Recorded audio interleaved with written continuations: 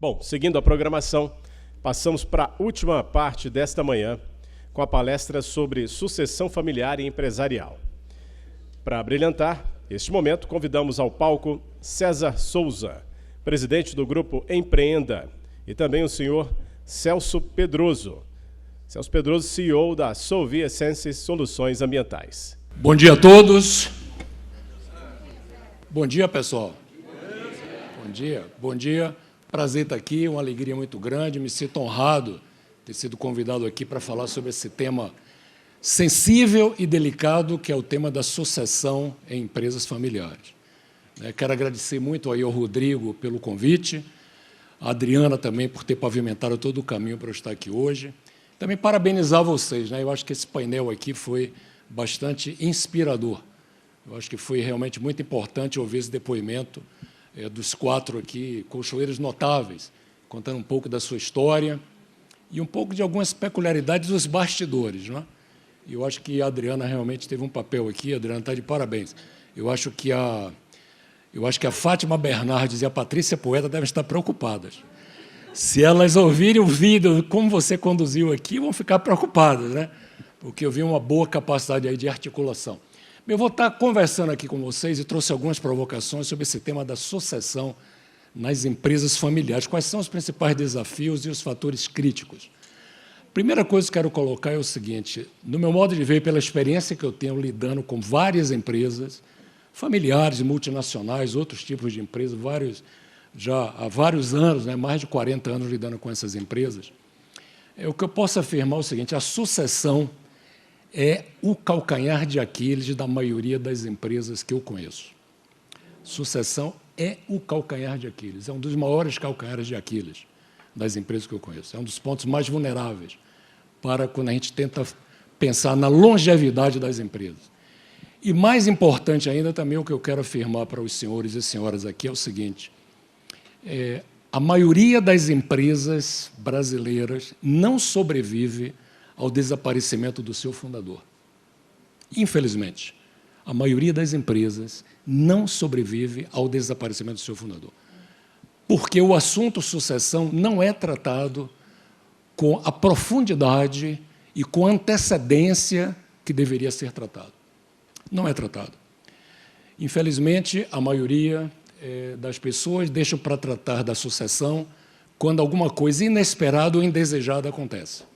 Uma doença, um acidente, um desaparecimento precoce, aí começa a se pensar na sucessão. E, de uma forma, assim, com urgência, em regime de urgência, tentam tratar da sucessão, sem planejar a sucessão com a devida antecedência que ela deveria ter. Então, esse é o primeiro recado que eu quero deixar para todos aqui.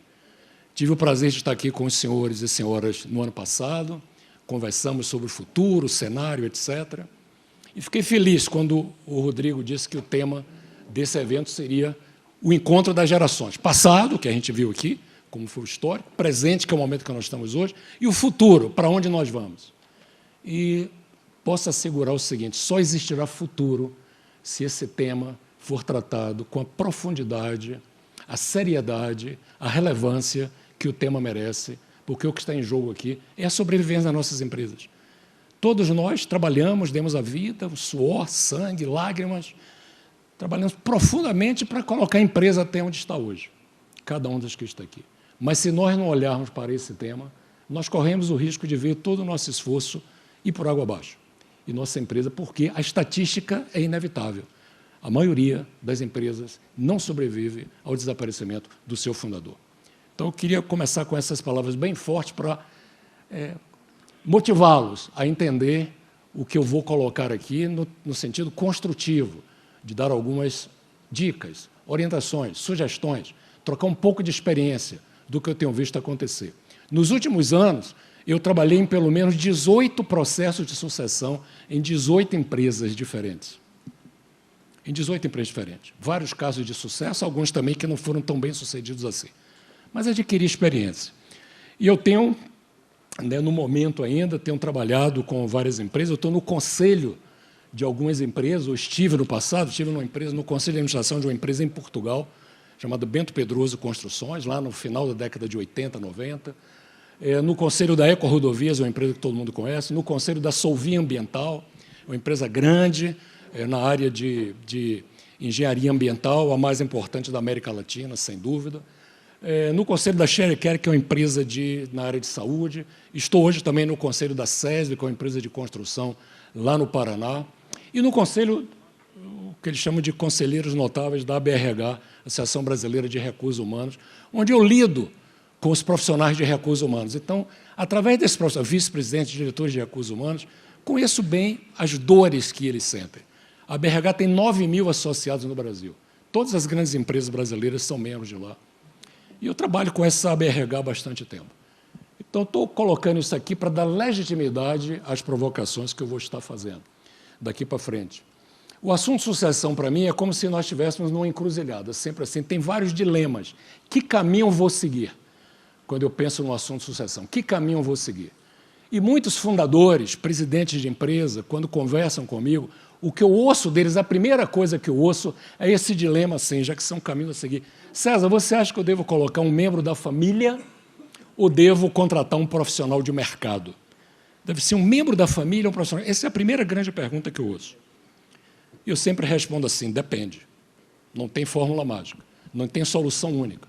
Depende de uma série de fatores, se é da família ou se é o profissional de mercado. Mas tem outras colocações também que não é só família. O dilema não são só esses dois. É um executivo que já esteja na própria empresa, porque essa é uma possibilidade, que muitas vezes os empreendedores, os fundadores, os presidentes de empresa não olham. Que às vezes a dúvida não é só se é da família ou um profissional de mercado de fora. Muitas vezes, dentro da própria empresa, já tem alguém com o mínimo de capacitação que pode ser preparado para ser o sucessor na empresa. E mais ainda, em alguns casos, eu tenho lidado com muita gente que, assim, eu estou pensando em colocar na minha empresa um amigo ou uma pessoa de confiança. Aí eu tenho um contador, eu tenho um advogado que sempre me acompanhou durante todo o tempo, eu tenho um vizinho, eu tenho alguém no clube, eu tenho alguém na igreja, eu tenho alguém ali, uma pessoa de confiança eu estou pensando em colocar. Então, eu tenho visto, sim, 4 opções, dilemas que eu vejo os empreendedores e os fundadores das empresas conviverem. É um membro da família, é um profissional de mercado, é alguém que já está na empresa, ou é uma pessoa que não está na empresa, mas também não é profissional de mercado, mas uma pessoa da minha confiança em que eu devo trazer para ser o meu sucessor ou sucessora. Esses são os grandes pontos que eu vejo sendo colocados e minha resposta padrão é a seguinte, não há fórmula mágica, não há solução única. Conheço vários casos de sucesso quando foi alguém da família que assumiu, filho, genro, filha, irmão. Conheço vários casos de sucesso, como também conheço vários casos que não são bem-sucedidos, fracasso, em que colocaram o filho, a filha, o genro, o irmão, ou quem seja, e não deu certo. E não deu certo. Conheço vários casos de profissionais de mercado que deram certo. Trouxeram um profissional de mercado e foi um encaixe perfeito, deu absolutamente certo. Como também conheço casos em que trouxeram profissionais de mercado e foi retumbante fracasso. Aliás, é quando eu vejo o maior número de fracassos do que eu conheço na minha experiência, é quando trazem alguém de fora, completamente de fora da empresa, para assumir. Aí é exceção. Eu conto nos dedos aqueles que deram certo, profissionais de mercado. Conheço também casos em que foi alguém da empresa que já estava lá. Casos de sucesso, casos que não foram de sucesso. E também casos de amigos ou pessoas de confiança que deram certo ou não deram certo. Então, quando a gente olha isso, o que é que eu vou responder? Não tem fórmula mágica, não tem solução única. Depende de uma série de fatores. É esse depende que eu vou procurar colocar aqui para vocês agora. Para mim, a palavra mágica é essa que está aí. O depende começa por aí, chama-se meritocracia.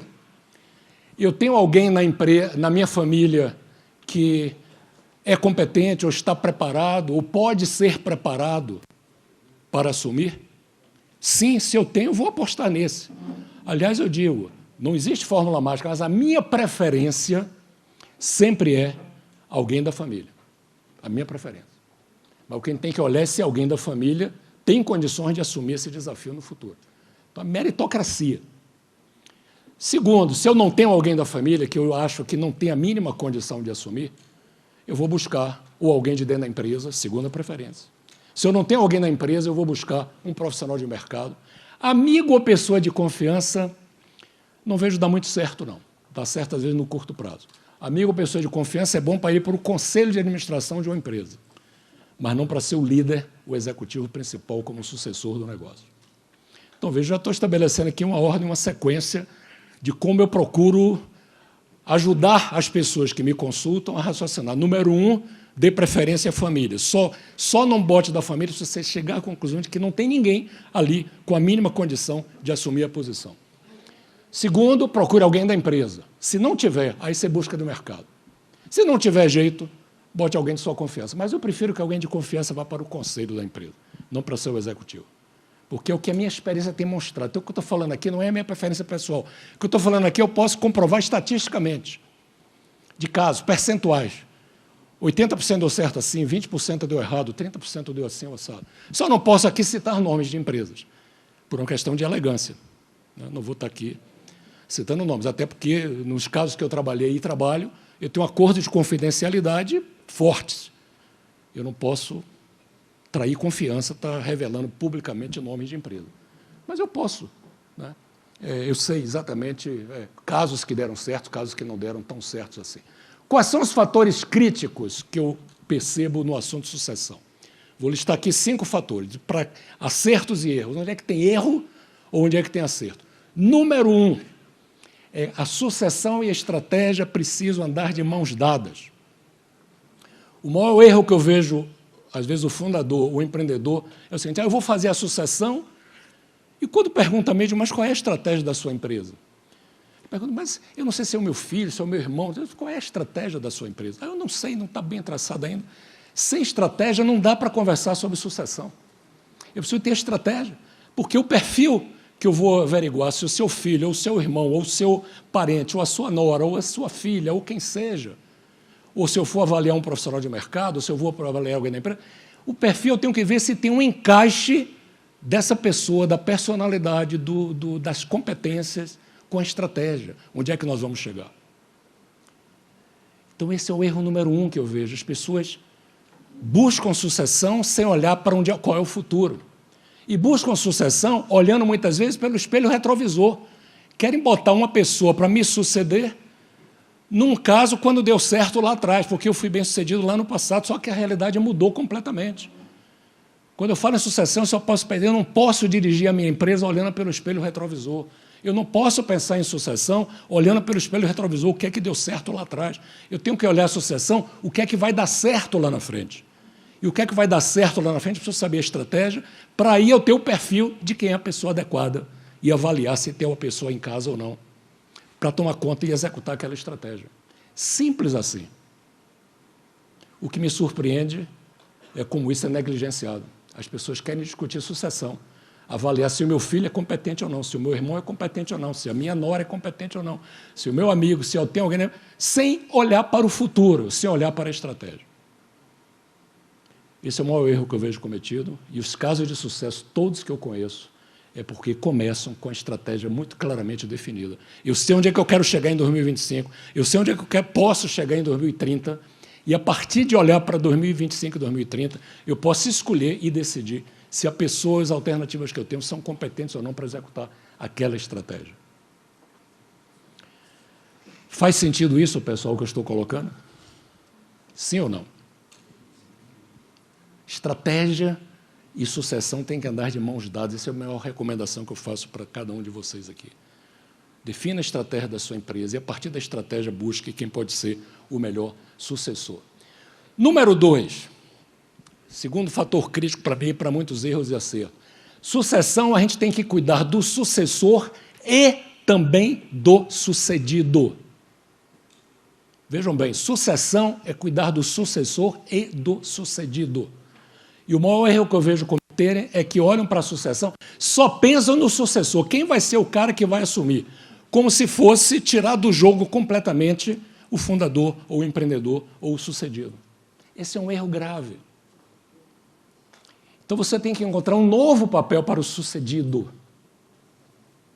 Porque passar o bastão não significa a morte de quem criou a empresa, não significa tirar do jogo, não significa ignorar quem trouxe a empresa até aqui. E esse é o erro. Querem botar um cara no lugar e querem passar a borracha no passado. Querem esquecer a tradição, querem esquecer quem trouxe até aqui. E não querem contar com a experiência, a sabedoria de quem construiu uma empresa. Então, sucessão não é só quem vai ocupar o meu lugar. É quem vai ocupar o meu lugar e qual vai ser o meu papel daqui para frente. E como é que eu vou continuar contribuindo no processo. Quando você não cuida disso, os problemas são inevitáveis. Primeiro, porque a empresa perde. Perde um negócio chamado conhecimento, experiência, sabedoria. Segundo, porque ninguém gosta de ser excluído. E quando o cara é excluído, nos casos que eu conheço, o cara é excluído, não fica feliz com o que está acontecendo. Pode até botar um cara bom lá na frente. Tem até sucesso no que está fazendo, mas você está criando um problema sério com aquela pessoa que construiu aquela empresa até o momento. Em vez de ter sinergia entre sucessor e sucedido, você tem divisão de bola. E esse é um erro que a maioria dos sucessores cometem. Ignoram o sucedido, ignoram seu antecessor. Isso é uma bobagem, isso é uma ignorância, isso é uma burrice dos sucessores. Esquecer quem trouxe a empresa até aqui. E não respeitar, e não ouvir, e não incluir nas suas estratégias do futuro a experiência, a sabedoria de quem trouxe o negócio até aqui. Então, esse é o segundo fator para mim de erros e acertos muito grande. O terceiro é o seguinte, eu percebo muitas vezes uma falta de clareza na diferença entre quem é substituto e sucessor. O cara, quando fala que é um sucessor, na realidade é um substituto. Às vezes, se acontecer um problema comigo, se eu for para um outro negócio, se eu for investir em outro negócio, eu tenho alguém para colocar no meu lugar, esse é substituto. É alguém que substitui no curto prazo. É diferente do sucessor. O sucessor é alguém que pode ter condições de assumir a médio e longo prazo para tocar a empresa dali para frente. Substituto é uma coisa, sucessor é outra coisa. E muita gente confunde substituto com sucessor. Fala em sucessor, está pensando no substituto imediato. E você não forma sucessor da noite para o dia. Não tem milagre. Sucessão é um processo que envolve tempo. Tempo. 3 anos, 5 anos, 8 anos, 10 anos. E é bom, enquanto eu ainda estou lúcido, eu começar o meu processo de sucessão, que às vezes leva 10 anos. Eu já participei em processo de sucessão que levaram 10 anos até o sucessor assumir a posição. 8 anos, preparação, para que seja natural. Quando eu busco o substituto, eu preciso de alguém a curto prazo, porque se acontecer um problema, quem é que vai me substituir? Então, eu espero que isso também seja claro aqui para todos. Quarto ponto, eu já falei na palavra meritocracia, estou querendo falar aqui na palavra meritocracia lato sensu. Meritocracia, veja bem, meritocracia não é sinônimo de resultados apenas. Eu posso ter alguém que dá resultado, bota uma pessoa no meu lugar que dá resultado, mas não é só dar resultado que faz o sucesso ou o êxito de uma sucessão. Não é só dar resultado. Além de resultado, é uma série de fatores. Não é? E meritocracia não é apenas dar resultado. Meritocracia envolve uma série de coisas. Por exemplo, meritocracia eu não procuro, quando eu estou envolvendo processo de sucessão, não é só se a pessoa é competente, não é? É competente para dar resultado naquela empresa. Eu procuro saber também algumas coisas seguintes, o que eu chamo o grau de encaixe daquela pessoa. Aquela pessoa, os potenciais sucessores ou candidatos à sucessão, número 1, tem uma boa aderência ao tipo do negócio, é uma pessoa que gosta daquilo, tem vocação para o negócio. Eu vejo casos em que você pega alguém, por exemplo, do agronegócio e coloca numa indústria e dá zebra. Pega alguém que é de uma indústria e bota numa empresa de serviço e dá zebra. Porque não tem vocação para o negócio. Então, para mim, um dos critérios é o seguinte, se eu vou indicar um sucessor, quer seja no mercado, quer seja na família, aquela pessoa tem aptidão para o negócio, tem vocação para o negócio, gosta do negócio, ama o negócio, tem paixão por aquele negócio. Porque não é só dar resultado. Resultado é consequência quando a gente é apaixonado por alguma coisa. Se eu sou apaixonado pelo meu negócio, eu vou dar resultado. Se eu não sou, eu posso até dar resultado, mas eu vou ter problemas ali na frente. Então, primeiro critério que eu... Segundo, essa pessoa, esse candidato, esse potencial sucessor, tem adesão à cultura da empresa, ao jeitão que nós fazemos as coisas por aqui, aos valores da empresa, às competências da empresa. Então, cultura é importante. Terceiro, ao momento da empresa. Por quê? Porque tem gente que é muito boa no momento que você está crescendo, mas não é tão boa assim no momento que a empresa está estabilizada. E não é tão boa assim no momento que a empresa, às vezes, está caindo e você precisa fazer o que chamam de turnaround, a virada de mesa. Esse é um grande erro que eu vejo acontecer. Alguém que é contratado, ou que é guindado numa posição, porque teve sucesso, às vezes, numa empresa que estava crescendo, só que chegou ali uma empresa estabilizada, ou ao contrário. O cara só sabe trabalhar numa empresa estabilizada. O cara é muito bom naquela multinacional, craque. Aí eu trago, só que eu estou numa fase de crescimento. O cara não sabe trabalhar numa empresa no momento de crescimento. Ou não sabe trabalhar numa empresa que eu estou tendo crise e eu tenho que virar o jogo. Só sabe trabalhar quando as coisas estão muito bem. Ou ao contrário, gente que é muito boa quando está crescendo, mas não sabe quando a empresa estabiliza. Então, momento é fundamental. Tem uma frase que acho que todos vocês já ouviram falar, que é assim: a pessoa certa no lugar certo. Não já ouviram falar isso? Sim ou não, gente? Pessoa certa no lugar certo. Sabe como é que eu complemento? A pessoa certa no lugar certo, no momento certo. Porque a pessoa pode estar certa no lugar certo, mas no momento errado vai dar zebra. Então, o momento é fundamental. É outra coisa que eu acho que é extremamente importante. O tipo de resultado desejado. Qual é meu resultado que eu quero? É faturamento? É um tipo de gente. Faturamento é o cara que gasta, que vai para o mercado, que vai para fora, não sei o quê. É rentabilidade? É outro tipo de gente. Rentabilidade é alguém que tem consciência de custos, que sabe diminuir, que sabe controlar, que sabe administrar riscos e assim por diante. Então, só esse exemplo muito simples para mostrar o que é que eu estou falando, que tipo de resultado. Qual é o erro que eu vejo? A minha empresa precisa de aumentar a rentabilidade e eu boto um cara lá para me suceder que o cara é louco para crescer, só faz crescer, e às vezes quando eu cresço muito eu perco a rentabilidade. Aí tem desencaixe. Que crescimento exige investimento, conquista de clientes novos, investimento em mercado e assim por diante. Rentabilidade, ao contrário, eu tenho que segurar meus custos. Além de aumentar minha receita, eu tenho que segurar meus custos. E nem todo mundo se dá bem na estratégia de segurar custos dentro de uma empresa. Tem gente que é muito bom para crescer, gente que é muito bom, às vezes, também tem o contrário, gente que é muito bom para segurar custo. É um bom gestor de custos, mas é uma desgraça na hora de fazer a empresa crescer. Não sabe fazer crescer. Então, eu preciso ter isso definido. Aqui eu volto àquilo que eu falei. Estratégia tem que andar de mãos dadas com a sucessão. Eu preciso saber o que é que eu quero, para saber o perfil de pessoas que eu vou buscar. O perfil das pessoas-chave, as circunstâncias. Tem gente que adora, brilha quando as coisas estão muito bem. Quando tem um momento de crise, o cara se assusta, joga toalha, chora, se deprime. E tem gente que é o contrário. Tem gente que brilha quando as coisas estão complicadas. E quando as coisas estão bem, relaxa, fica complacente e as coisas não andam. Então, veja o que é que eu estou querendo mostrar aqui para ser útil para cada um de vocês. Depende. É a minha palavra sempre. É pessoa da família? Depende. Eu quero saber se a pessoa da família tem paixão pelo negócio, se adapta à cultura, se o momento que eu estou vivendo na empresa é o momento certo, se o tipo de resultado que eu preciso e quero, a pessoa está lá, se adapta às circunstâncias. Esse é o teste. Esse é o teste. Para olhar o depende, para eu escolher quem vai ser o meu sucessor ou sucessora. Não é? E o quinto e último que eu quero colocar aqui é a preparação. Sucessão, os maiores acertos ou erros, assim, quando tem preparação prévia, a chance de acerto aumenta. Quando não tem preparação prévia, a chance de erros aumenta muito, de dar zebra, de dar errado. O que é que eu quero falar com a preparação? Vamos ver essa curva aqui. Essa curva aqui quer dizer o seguinte: cada um de nós tem um nível de relevância hoje no mercado, um profissional.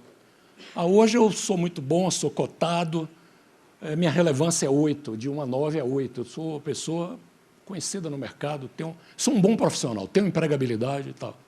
Mas se eu ficar estagnado só no que eu sei fazer, à medida que o tempo passa, a minha relevância vai diminuir. Estão vendo ali? 2025, eu vou ser muito menos relevante do que eu sou hoje, se eu continuar fazendo só o que eu sei fazer hoje. Porque o mundo muda numa velocidade muito grande. 2030, a minha relevância vai ser pequenininha. Então, eu tenho que procurar profissionais, não só com o que sabem fazer hoje, mas com o que têm capacidade de aprender o que precisam para ter competências no futuro, para aquela curva subir do que é que eu preciso aprender, para quando eu chegar lá na frente, quando a minha curva aqui do que eu sei fazer hoje começar a decrescer, começou a decrescer aqui, O que eu sei fazer hoje, eu estou em 2023, 2025, tudo que eu sou bom hoje vai perder relevância. Quando isso aqui começar a perder relevância, as outras coisas que eu comecei a aprender aumentam de tal forma que eu fique na curva dos máximos, que eu nunca perca a minha relevância. Então, assim, para não parecer que eu estou dando uma de professor aqui, eu vou falar sobre mim mesmo, eu, César. Eu pratico isso aqui, é um dos dogmas da minha vida. Tudo que eu sei, hoje eu tenho uma relevância no mercado, tenho. Sou procurado, meu telefone toca, eu não busco clientes, os clientes, na maioria, me buscam, tenho relevante. Mas se eu me acomodar nisso, danou-se. 2025, meu telefone vai tocar muito menos, 2030 não vai tocar. Simples assim. Então, eu tive que começar a aprender coisas que não são o que eu sei fazer hoje, mas que eu não sei fazer, mas que o mercado vai precisar no futuro, para aumentar a minha relevância, aquela curva azul mais clara. De tal forma, quando chegar em 2025, meu telefone continue tocando. Porque o que eu sabia fazer, que foi perder na relevância, foi compensado por coisas que eu não sabia, mas que eu aprendi a fazer. Porque eu soube entender o que é que o mercado ia precisar lá na frente. Então, esse é um recado para todos que estão aqui. Para os jovens também, e as jovens que eu estou vendo aqui, vários jovens, não é? De 12 anos, 9 anos, 14 anos, estou vendo vários, estou vendo ali a Sofia, estou vendo a Laura, estou vendo você. Como é seu nome? Felipe, estou vendo o Felipe aqui, estou vendo a turma jovem, que o futuro está aqui. Nós não podemos nos acostumar ou relaxar pelo que nós somos hoje. Além do que nós somos hoje, nós temos que aprender a fazer aquilo que será necessário para que eu seja no futuro. Então, quando a gente busca, quando eu estou falando de preparação, assim, quando a gente pensa em sucessor, não é só o que o sucessor é bom hoje, é no que o sucessor tem que aprender para se preparar para o futuro. Para, no futuro, estar pilotando a minha empresa da forma competente que eu preciso que seja pilotado. Até porque tem novas circunstâncias. Não é? O que é que eu preciso aprender muito? Eu preciso aprender muito, e aquela curva azul clara que estava ali, ó, que eu mostrei, aquela curvinha azul clara ali. Por quê? Porque tem aqui disrupções tecnológicas, transformação digital, inteligência das coisas, IoT, que é da internet das coisas, a inteligência artificial, o 5G, o metaverso, o chat GPT e tudo que está acontecendo aí, que está transformando nossas vidas. Se eu não começar a aprender essas coisas, eu no futuro vou ficar deslocado. A indústria cachoeira vende um produto, vende, mas não é só produto, vende serviço, vende a emoção do cliente, vende uma série de coisas. Eu tenho que me conectar com o meu cliente, não só o varejista, eu tenho que comunicar com o meu consumidor final de uma forma que talvez as redes sociais, a inteligência artificial, o metaverso me propiciem. E se eu não entender isso, eu vou ficar superado. Quem entender vai sair na frente. Então, quando eu vou buscar um sucessor, eu tenho que buscar um sucessor não só para o passado, eu tenho que buscar um sucessor para o futuro. Eu estava falando dos jovens, não falei com você. Como é seu nome? Henrique. Pois é, o Henrique também está aqui. É mais um jovem talento aqui na frente. Estou feliz de ver a turma jovem aqui, viu? Vou até falar para eles agora, vou esquecer vocês outros aí, viu? Eu vou apostar aqui no futuro. Novas demandas da sociedade, ambientais, sociais, éticas. O Rodrigo falou isso aqui. ASG, né, que ISD, que traduziu bem, eu gostei de ver, ambiental, social, governança. Meu sucessor tem que entender disso. Vulnerabilidade da cadeia de suprimento não está fácil, a gente sabe disso. Preço dos insumos subindo de uma forma disparatada. Em alguns setores, até depois da guerra da Ucrânia, é um negócio impressionante. Juros altíssimos, nós temos o juro mais alto, o spread mais alto do mundo, 8%, entre a inflação e o juro que é cobrado. É um absurdo isso, absurdo. 8% de juro real. É o maior spread do mundo. Espero que comece a cair, que o cara do Banco Central tome juízo e comece a cair. Como acho que quem já viu aí juros futuros para janeiro de 25 já está 2% abaixo do que é hoje. Isso é uma tendência de que, provavelmente, eu aposto que em agosto provavelmente vai ser 0,5% a menos.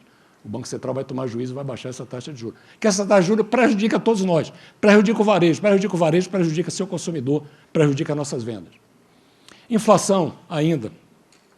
E várias outras coisas. Novos concorrentes, menor poder aquisitivo, novos hábitos, o consumidor não fica parado. Ou seja, eu tenho que pensar no sucessor olhando essas coisas aqui, são as novas circunstâncias. Isso aqui é aquela curvinha azul clara que eu estou falando aqui. Não é o que o sucessor sabe fazer hoje, não.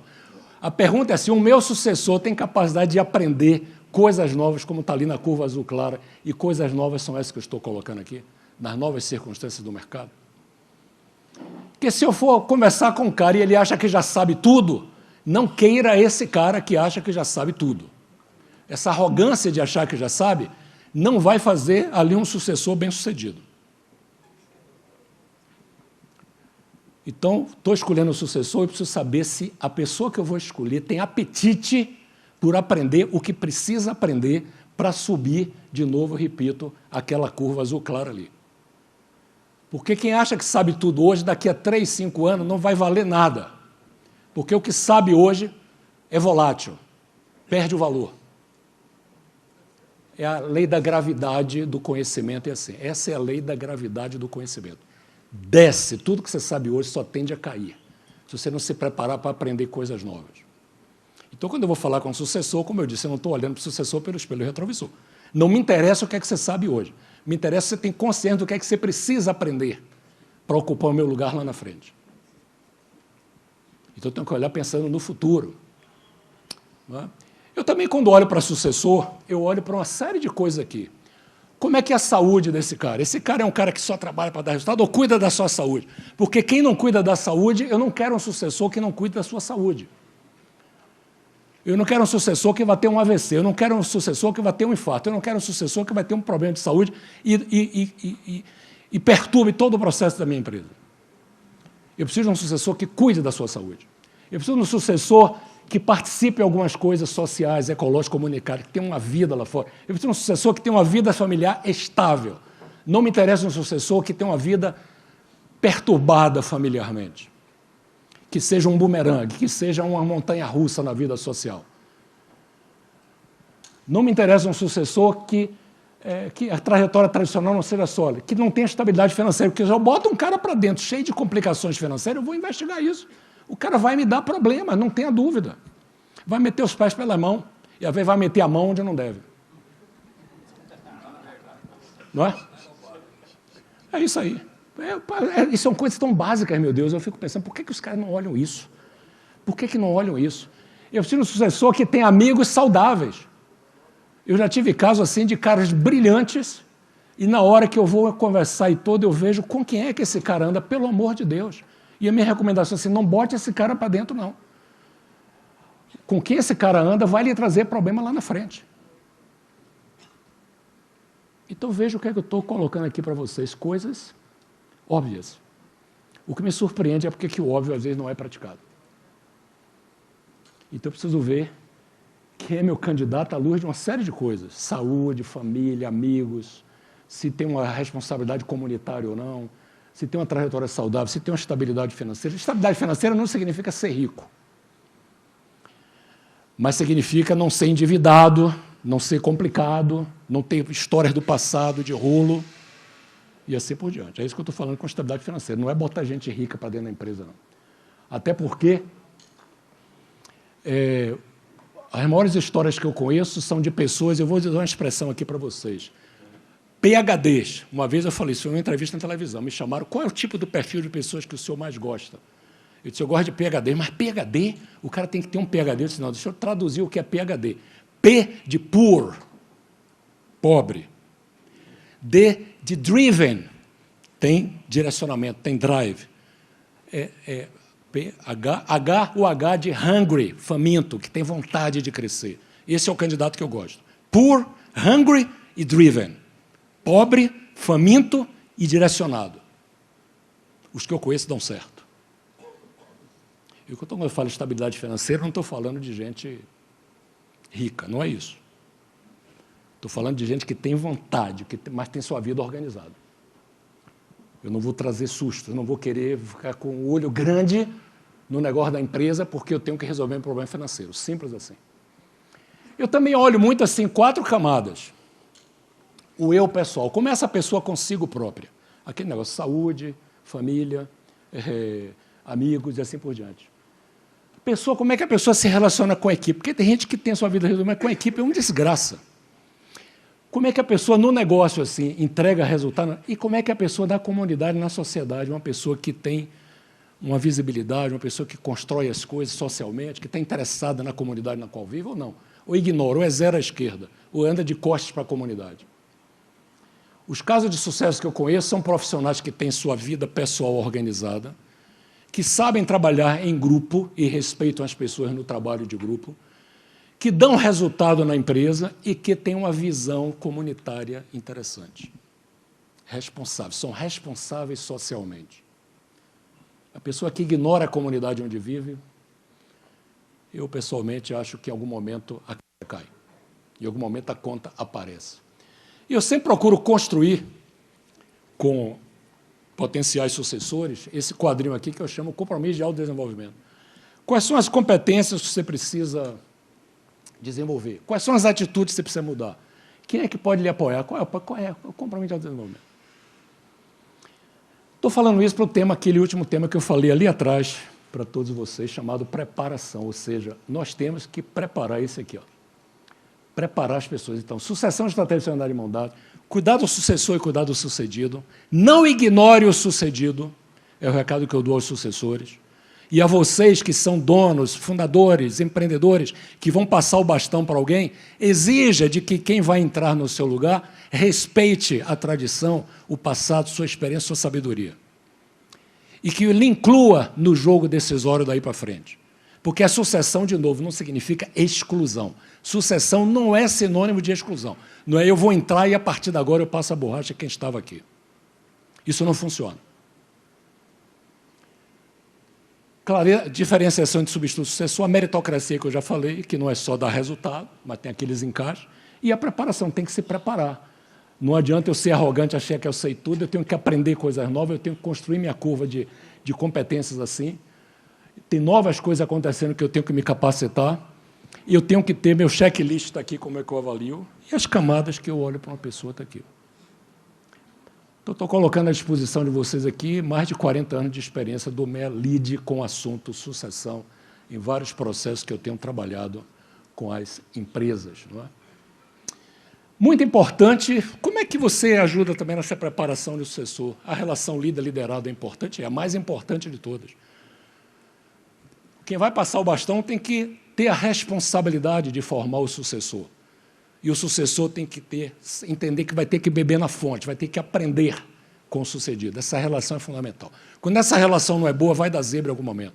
Às vezes é preciso de uma mentoria externa, autodesenvolvimento, o cara se compromete, o círculo de amigos, atividades culturais que às vezes são importantes, cursos, palestras, mas não é só mandar, eu vou mandar para Harvard fazer um curso para formar meu sucessor, não vai adiantar nada. 70% do sucesso está naquela primeira linha aqui, a relação líder-liderado. A relação sucessor-sucedido. Fundador e quem vai tomar conta do meu negócio. 70% ali. O resto acrescenta. O cara tem que ter um compromisso com o desenvolvimento, tem que ter a vontade de aprender, às vezes vai fazer um curso, às vezes vai fazer aquilo. Às vezes é um amigo que vai ajudar, às vezes é uma atividade cultural que vai ajudar. Mas acho que estou dando um recado aqui com clareza para todos vocês, não é? Quais são as conclusões, entre aspas, que eu estou falando sobre o processo de sucessão? Primeiro, sucessão não é uma linha reta. Sucessão é uma espiral, tem altos e baixos. Nenhum processo de sucessão que eu participei foi assim, foi céu de brigadeiro. Pô, botamos o cara certo, deu tudo certo. Não existe isso. Não existe isso, é uma espiral, cara. Tem que estar claro que isso aqui é um tobogã, que às vezes você tem que entender que tem que saber virar o jogo para pôr a sua ponta e assim por diante. Não é uma linha reta, não é céu de brigadeiro. Sucessão não é céu de brigadeiro, é uma espiral. Eu vou mostrar aqui coisa do espiral, que às vezes dá certo não dá. Olha aqui, já que eu falei que era passar o bastão, né? E meu primeiro slide foi esse, vamos ver o que acontece aqui. Brigava por medalha. Caiu o bastão na passagem da Franciela Krasuki para Wanda Gomes. Veja o semblante de frustração da Franciela. O Brasil mudou o seu time do revezamento e o bastão caiu. Veja aí, Franciela passando para Wanda. Lauter Nogueira. Pois é, essa mudança foi trágica para esse revezamento do Brasil. Eu já achava estranho, foi redonda. Foi trágica. Passagem do bastão, às vezes acontece isso. Você passa o bastão e alguém não pega o bastão. Ou quem passa não sabe passar. Ou quem vai pegar não sabe pegar. Caiu o bastão, você perde a corrida, perde o jogo. perde 5 anos de empresa, porque tem que começar tudo de novo. E não tem nada pior do que quando um problema desse acontece. Então, até as mudanças têm que ser planejadas com antecedência. Aí eu estou com uma pessoa, não está indo como gostaria, como deveria, vou ter que substituir. Planeja com antecedência, nada de precipitações. Toma a decisão, mas sabe planejar, até para preparar outro, para o futuro. Tobogã não é linha reta, é uma espiral. Está aí o exemplo da espiral. Mas também tem casos de sucesso, que a coisa vem assim, ó.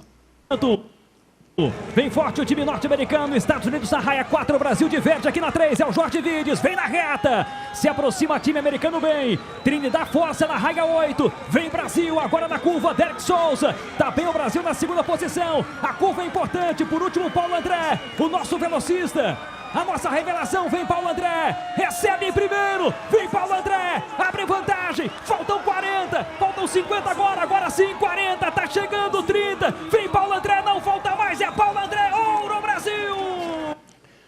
Passou o bastão 4 vezes, vocês viram? 4 sucessões.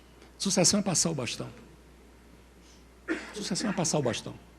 Passou bem a primeira vez, mas não é eterno, não significa, passei o bastão para vocês e vai ficar o resto da vida. Eu tenho que planejar etapas na sucessão. Às vezes é na mesma geração, às vezes é da primeira para a segunda, da segunda para a terceira, da terceira para a quarta. Eu disse que a maioria das empresas não resiste ao desaparecimento do seu fundador. A sucessão da primeira para a segunda, a maioria até dá certo. Da segunda para a terceira não dá tão certo assim. Tem que ter muito cuidado. Da terceira para a quarta, eu conto nos dedos as que deram certo aqui no Brasil. Da terceira para a quarta, não tem 5 aqui no Brasil que deram certo. Primeira para a segunda, dá. Aos trancos e barrancos, tobogã, espiral, mas leva e vai conseguindo. Segunda para a terceira, tem que ter muito mais cuidado. Terceira para a quarta, poucas conseguiram chegar na 4ª geração das empresas. Infelizmente é assim. Bem, eu vou concluir aqui, que eu estou contando um pouco dessa história aqui. Porque preparação, eu quero dizer com preparação, preparar o sucessor, ou preparar o substituto, ou preparar minha equipe, ou preparar meu filho, ou filhos, ou meus alunos, ou o que seja. Esse é o Davi, escultura do Michelangelo, 5,17 metros, mármore puro, 1501. Nós estávamos aqui em Árvore, no Brasil, em 1501. 1501, um cara com a pouca tecnologia que tive, construiu a escultura considerada a mais perfeita e a mais bonita da história da humanidade até hoje. Não é opinião minha, não. 9 em 10 críticos de arte vão dizer isso aqui. Qual é a escultura mais bonita da história da humanidade? É o Davi do Michelangelo. Está lá no Palácio Vecchio, na Piazza della Signoria, em Florença. Qual é a história? E por que eu estou trazendo isso aqui? Estou trazendo isso aqui pelo seguinte. Florença estava bombando naquela 1400 e pouco. O primeiro banco da história da humanidade foi fundado em Florença, em 1472. O Banco dos Medici. Serviço. Siena, ali perto, tinha agricultura. Veneza, ali perto, marinha. Milão, ali perto, exército. Tudo coisas tangíveis, agricultura, exército, marinha, navio, arma. Florença não tinha nada disso. Florença não tinha nada. Aliás, Florença tinha tudo. Florença tinha um negócio chamado cultura. Pessoas saíram do Oriente Médio, saíram de Israel, saíram todos fruto das turbulências lá, encontraram aquela esquina ali na Itália, chamada Florença, e ali criaram um berço do Renascimento e da cultura. E Florença estava bombando. Serviço, veja o banco, o primeiro banco que surgiu lá em Florença. O Lorenzo de Medici, um dos filhos lá, um dos herdeiros, queria simbolizar essa pujança de Florença. E queria colocar na porta do Palácio Vecchio, lá na Piazza della Signoria, queria colocar o que ele chamou um homem grande. Ele aí foi em Carrara, ali perto, 90 quilômetros, trouxe um bloco de mármore brutal que levou 1 ano e tanto para ser transportado 90 quilômetros, para chegar em Florença. E ele encomendou o maior escultor da época, chamado Duccio. Duccio, está aqui a encomenda, vou lhe pagar tanto, faz aí um homem grande para botar na porta do palácio. Duccio passou 2 anos trabalhando, não deu em nada. Quebrou metade da pedra. Pegou um outro escultor, não deu em nada. Chamou o Leonardo da Vinci, que já era uma sumidade na época, tinha 53 anos o Leonardo da Vinci. O Leonardo olhou e disse, porra, olha, eu sou mais pintor do que escultor. Escapuliu da encomenda. Viu Dúcio quebrar caroto, quebrou a cara, vou pegar esse bloco de mato, mas eu sou pintor, não sou escultor, não. E ele viu lá no artesanato, lá numa oficina, um jovem garotinho, barbudinho, barba rala, 26 anos de idade, fazendo uma escultura de um bloco de mármore pequeno, um cavalo. Ele viu aquele cavalo quase pronto, disse, olha a crina, olha os músculos, olha as veias da pata, olha a pata do cavalo. Garoto, era um trainee naquela oficina que o cara trabalhava. Tem um bloco de mármore esperando por você lá no quintal do palácio. E comissionou para o garoto que chamava-se Michelangelo de Buonarroti, 26 anos de idade, 27 anos mais jovem do que o da Vinci. E o garoto foi para lá, o trainee. E 15 meses depois, em 1501, colocou na porta do Palácio Vecchio o Davi. Aí foi uma comoção na cidade. Todo, pô, não sei o quê, que negócio, como é que foi? O Da Vinci também disse, porra, perdi a oportunidade, o cara fez. O que é que esse garoto fez? E foi procurar o Michelangelo. Mas, garoto, conta aqui para o tio, né? Conta para o tio. Como é que você fez isso? A resposta do tio foi o seguinte, ô, tio, eu não fiz nada disso que você está pensando. Eu apenas tirei da pedra de mármore tudo que não era o Davi.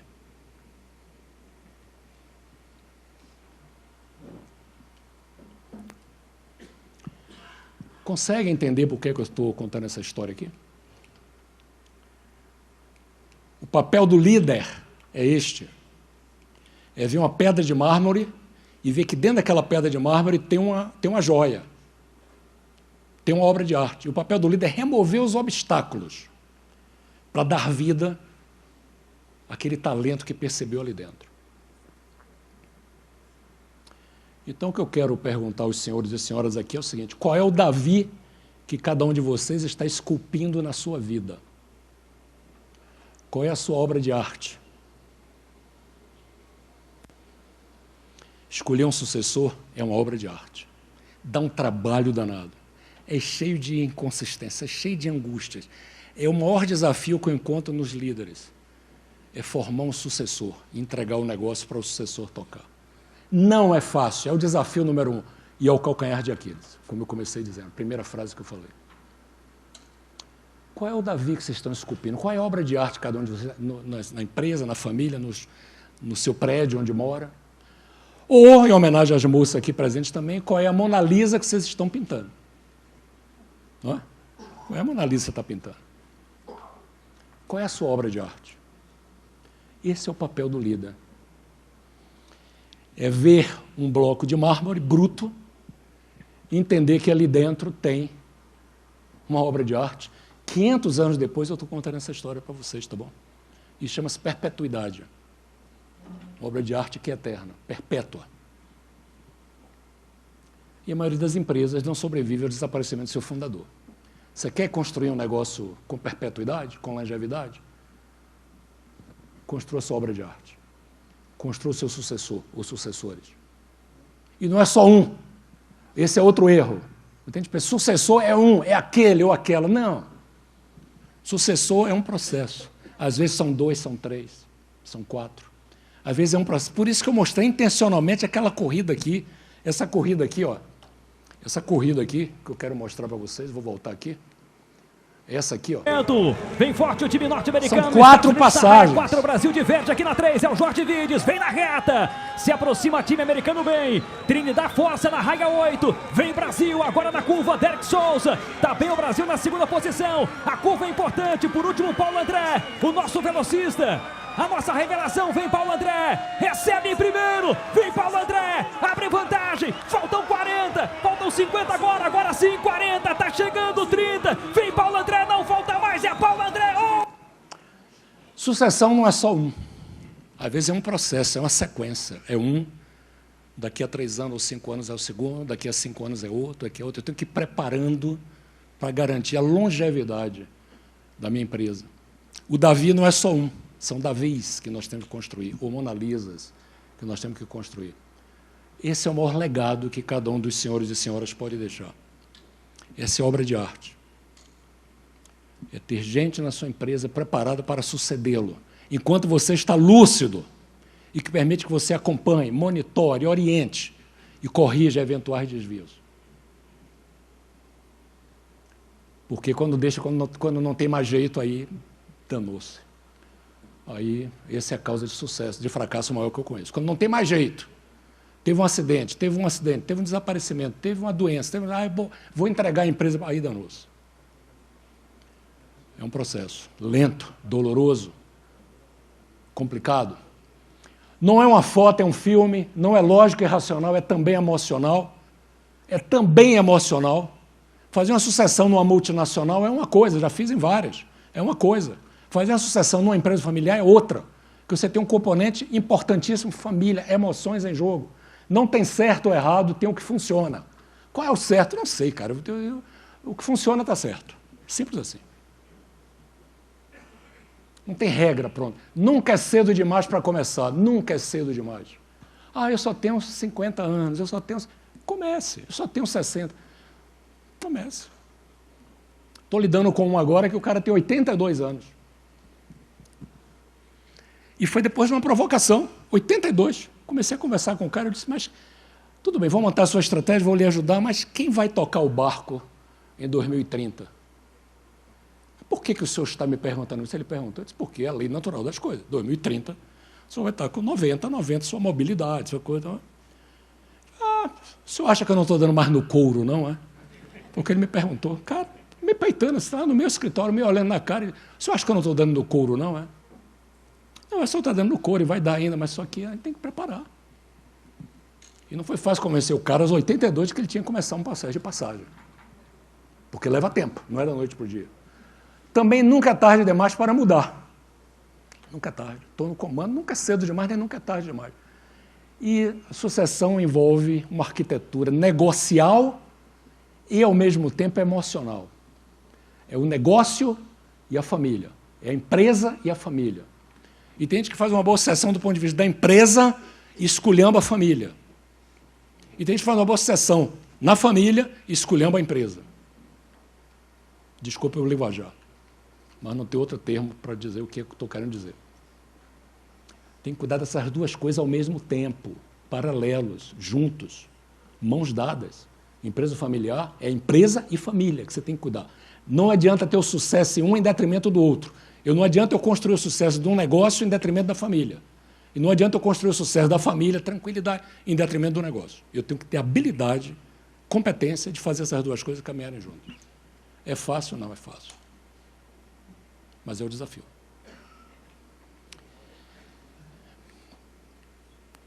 Bem, eu quero dar algumas dicas culturais aqui, já estou terminando, pessoal. Para o assunto sucessão, tem uma série na HBO, na HBO, chamada Succession. Terminou agora, domingo, há 2 domingos atrás. Não vejam tudo, não, porque desde 2018 começou. Vejam a 4ª temporada. São 10 capítulos, 50 minutos cada um. Essa série é de tirar o sono. É um magnata, 4 filhos, uma filha, 3 filhos e uma filha. Não é fácil. Como é que o encaminhamento é feito? Tem esse aqui chamado King Richard. Não sei quem já viu aqui, Formando Campeões. A história da Serena Williams e da Venus Williams. Como foi que o pai dela preparou. Quando a gente fala em preparação, quer aprender o que é preparação? O cara dá um show de bola ali no King Richard. Vejam esse filme. Está na televisão.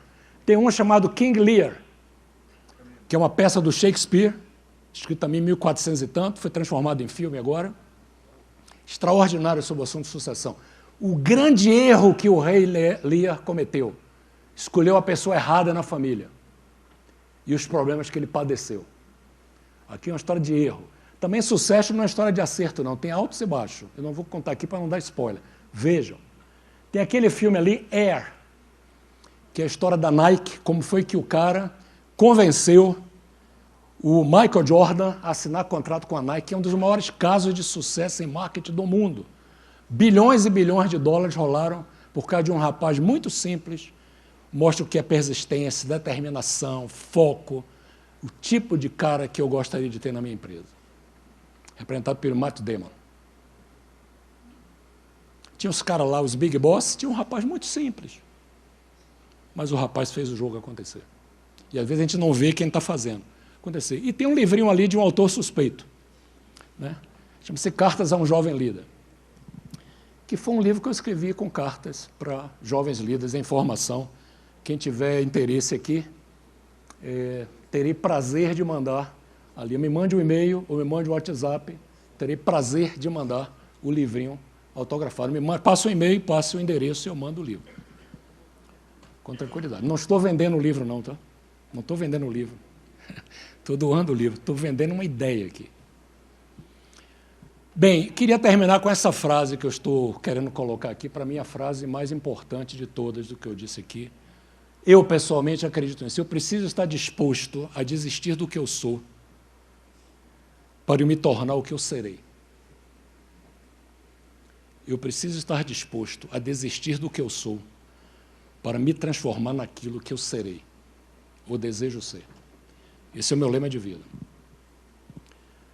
Nós temos que estar sempre pensando no futuro e apostando no futuro, inclusive no nosso próprio futuro. Eu sou uma pessoa em transformação e essa é a ideia que eu quero vender. Cada um de nós é um ser em transformação. Eu preciso desistir do que eu sou para me transformar naquilo que eu serei. E sucessão passa muito por isso. Bem, pessoal, dito isso, falei mais do que eu esperava, eu queria passar a bola aqui para uma pessoa, eu trouxe aqui, eu tinha combinado lá com o Rodrigo, com a Adriana, assim, não adianta eu falar blá, blá, blá, blá, blá, blá, eu quero trazer um caso concreto, real. E eu consegui convidar, e ele aceitou, agradeço muito, o Celso Pedroso, que é o presidente da Solvi Essência Ambiental, que assumiu a presidência da empresa em dezembro de 2017, era uma empresa familiar, de um dono, e foi feita essa sucessão, eu não vou antecipar aqui, ele vai contar como é que a sucessão foi feita, e o Celso Pedroso assumiu com grande grau de sucesso, é um dos casos bem-sucedidos que eu conheço, de sucessão dentro de uma empresa familiar. Então, queria que você recebesse ele aqui com um agradecimento antecipado por ele ter vindo até aqui. Por favor.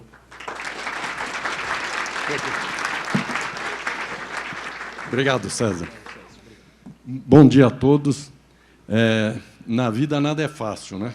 Falar depois do César, do mestre César, e também dos notáveis com as histórias maravilhosas, é um desafio hercúleo. Eu vou tentar superar esse desafio compartilhando um pouco com vocês uma parte da minha história que foi aí no processo de sucessão.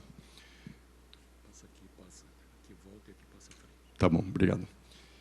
Mas primeiro eu queria começar agradecendo a Abicol, o presidente da Abicol, o Rodrigo, por me dar a honra de estar aqui com vocês, a Adriana também, de ouvir essas histórias dos notáveis que começaram nessa indústria. Eu fiz um cálculo ontem e eu passei 20 anos, 32 dias e 15 horas deitado num colchão. E comecei a deitar num colchão de palha.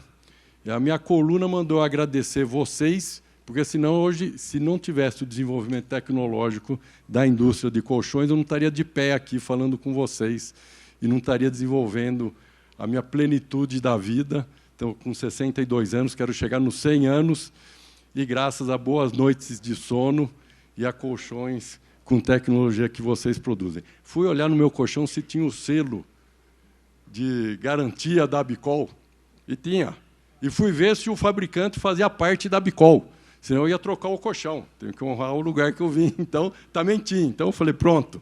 Está entre os 41 sócios hoje, né? 42 associados fabricantes e 21 fornecedores. Bem, começando aqui um pouco da história, antes eu queria só contextualizar quem é a Solvi para que vocês entendam o contexto que eu estou. É uma empresa que provém soluções em resíduos sólidos. Esse é o nosso negócio, prover soluções em resíduos sólidos.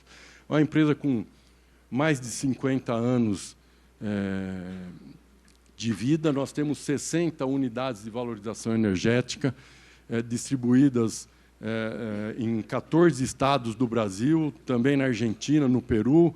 Temos 170 bases operacionais, mais de 15 mil funcionários, e um faturamento aí na ordem de 3 bilhões.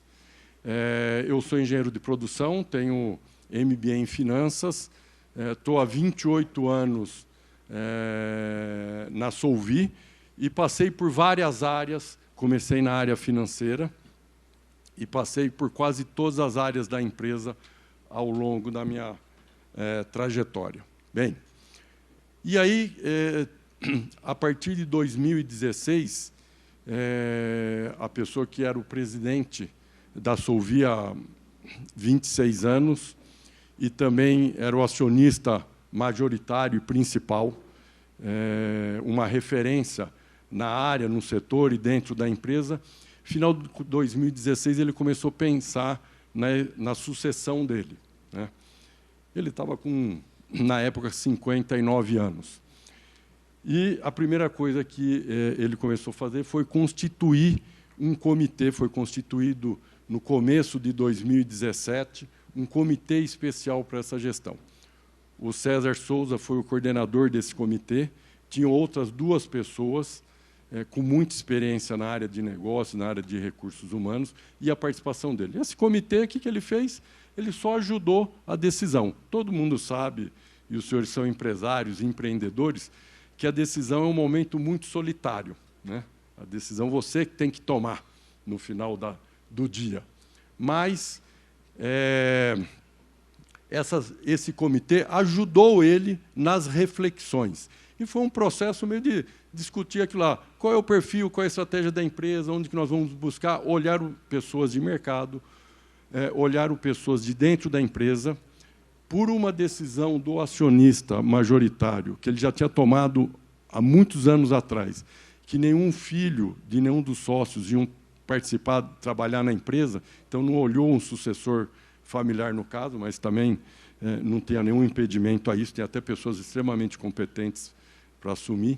E esse processo durou aí mais de um ano, começou o comitê a trabalhar com mais de um ano de antecedência, teve uma comunicação clara dentro da empresa do processo que estava sendo feito, isso para que as pessoas entendessem, né, não ficassem com dúvidas ou interpretações equivocadas. Pô, o que está acontecendo? O cara vai sair, não vai vender a empresa, ele não quer mais ser empresário, enfim.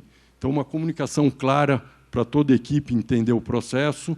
A decisão de quem seria o sucessor aconteceu 4 meses antes da transmissão em si do cargo, isso divulgado para todo mundo, e teve o rito de passagem. Nós temos, tradicionalmente, na empresa, todo final de ano, nós reunimos os 200 principais líderes que nós temos espalhados para o Brasil inteiro num evento anual de final de ano. E, nesse evento de final de ano de 2017, nós fizemos o rito de passagem. Ele começa o evento com quem era o CEO na época, o presidente na época. A gente faz uma análise do passado e também, depois nós entramos na parte da tarde, sobre o futuro da empresa, e foi aí que eu assumi, peguei o bastão. Acho que eu não deixei cair nesses 5 anos, né? E, evidentemente, que vão ter outros vindo na minha sucessão. Nós já estamos trabalhando isso na empresa, para que outros venham e me sucedam nesse processo. Bem, pontos relevantes que eu acho desse processo. Primeiro, a interação minha com a pessoa que eu substituí. Eu me lembro, quando eu era jovem, pequenininho, eu vi o Pelé encerrar a carreira dele. Os senhores são mais velhos, lembram, ele se ajoelhou no meio do campo, abriu o braço, coisa e tal, me marcou. Mas mais o que me marcou não foi isso daí.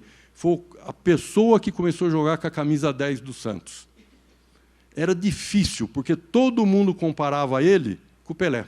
Até hoje, na seleção, o cara compara. Quem vai ser o camisa 10 da seleção? Ele não sei o quê, não vai ganhar. Até hoje se compara. O Pelé é um ícone, virou verbete agora. E nós sabemos que, muitas vezes, e na maioria das vezes, a gente vai suceder o Pelé. Eu falei, que baita dificuldade, porque todo mundo vai te comparar o Pelé. Você não vai ser melhor que o Pelé, né?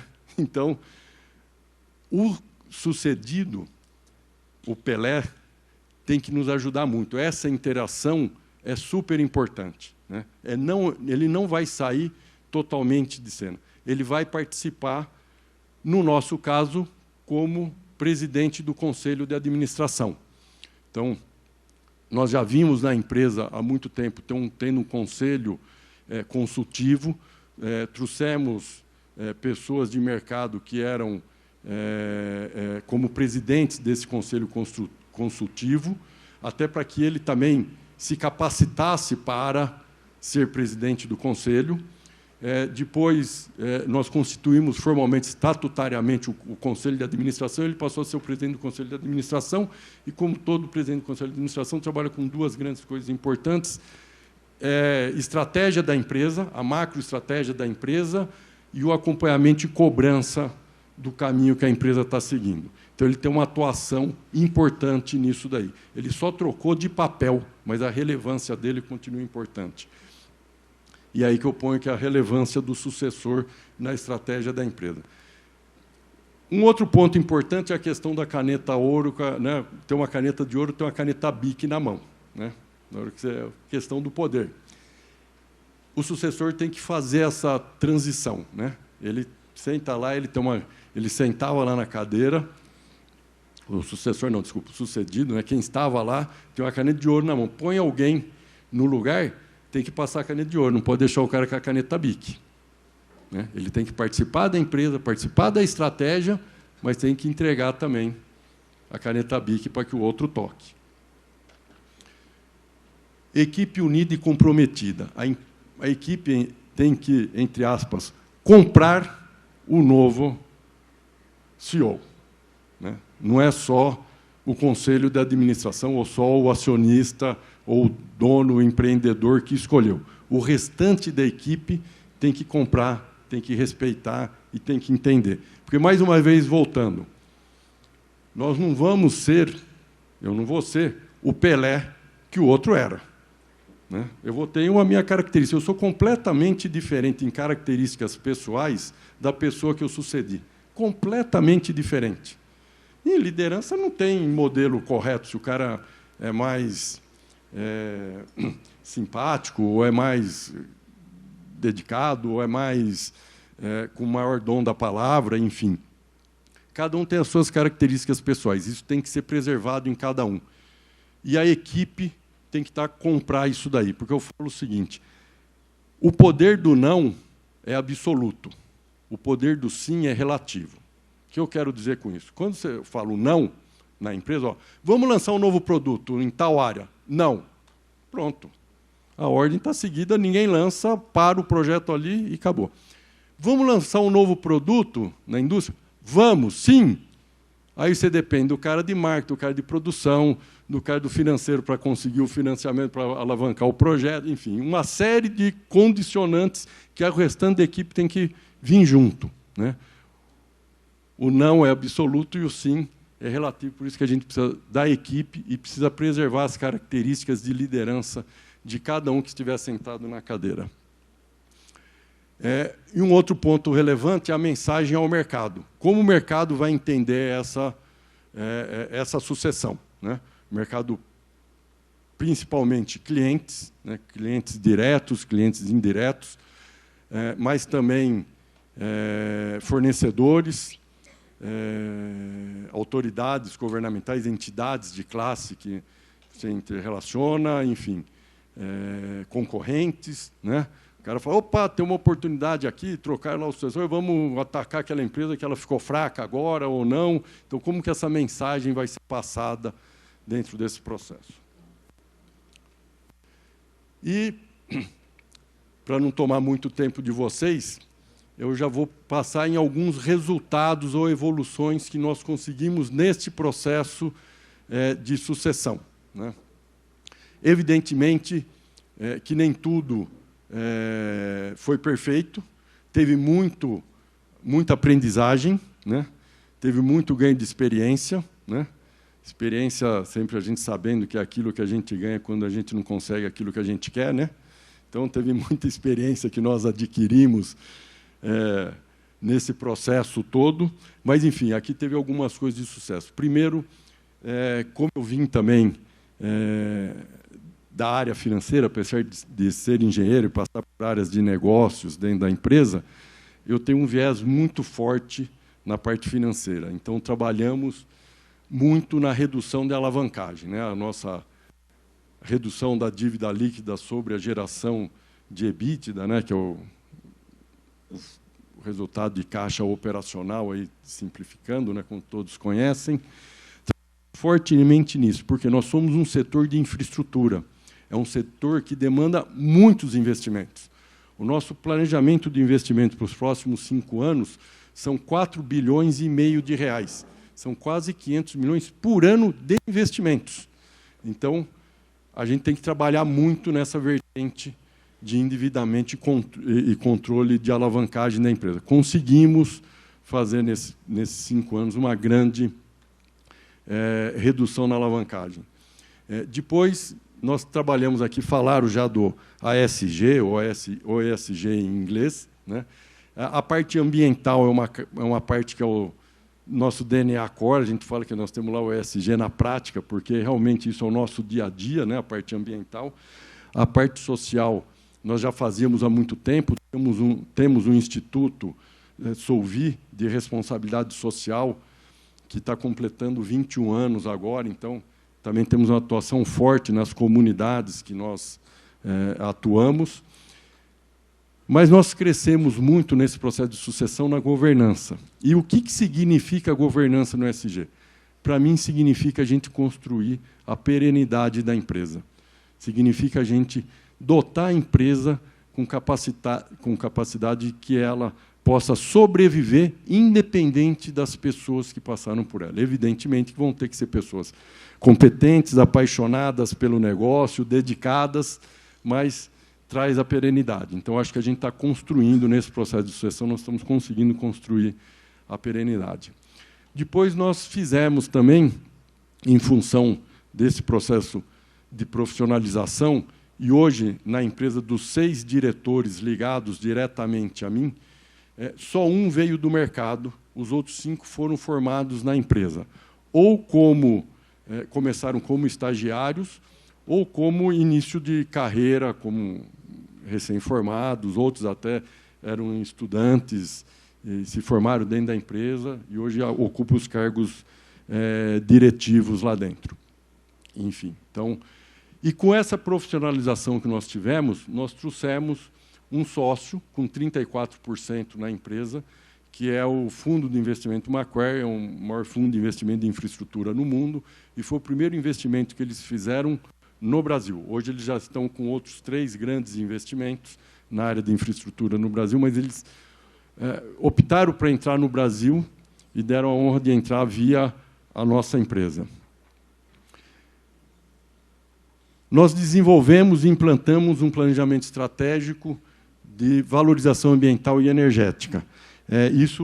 Eu coloquei esse ponto porque é muito importante, porque quem era o sucessor, que é o presidente do Conselho de Administração agora, teve uma participação muito grande comigo no desenvolvimento desse planejamento estratégico, né? Nós estudamos todas as rotas, em cada uma das nossas unidades, todas as rotas tecnológicas, por tipo de resíduos que nós recebemos e como nós tratamos cada um dos tipos de resíduos para poder valorizar eles da melhor maneira possível. Isso permitiu a gente transformar a empresa não só numa empresa de resíduos, mas de economia circular e uma empresa de baixo carbono, principalmente na área de biometano, que hoje nós estamos terminando de implantar 2 grandes plantas de biometano, térmicas a gás, nós produzimos energia elétrica só com o biogás vindo de aterros.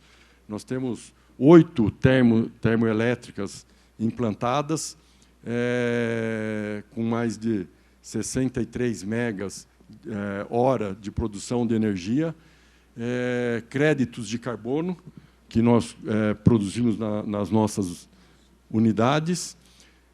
E, com isso, nós conseguimos visualizar que nós temos uma nova Solvi dentro da Solvi. Nós levamos 50 anos para trazer o crescimento da Solvi de 3 bi até 2000. Esse número começa com 2021, quando nós terminamos o planejamento estratégico. Nós levamos 50 anos para chegar aqui e nós queremos fazer nos próximos 6 anos uma outra Solvi dentro da Solvi. Eu acho que muito desse processo todo que foi de sucessão, aonde o sucedido participa muito na parte de estratégia e direcionamento de onde que a empresa está indo, né? E nós também atingimos aí um crescimento de 16% na margem EBITDA, né, que é o lucro antes dos impostos, juros e depreciação, né? Enfim. Assim, para não tomar muito tempo, muito rapidamente, esse foi um pouco da experiência que eu passei lá. Estou vendo aqui que sobraram 2 minutos no tempo que tinham me dado. Enfim, quero agradecer a oportunidade de estar aqui com vocês e também ficar aberto aí, Rodrigo, Adriana, se quiserem alguém fazer algum tipo de pergunta ou não. Tá bom? Muito obrigado.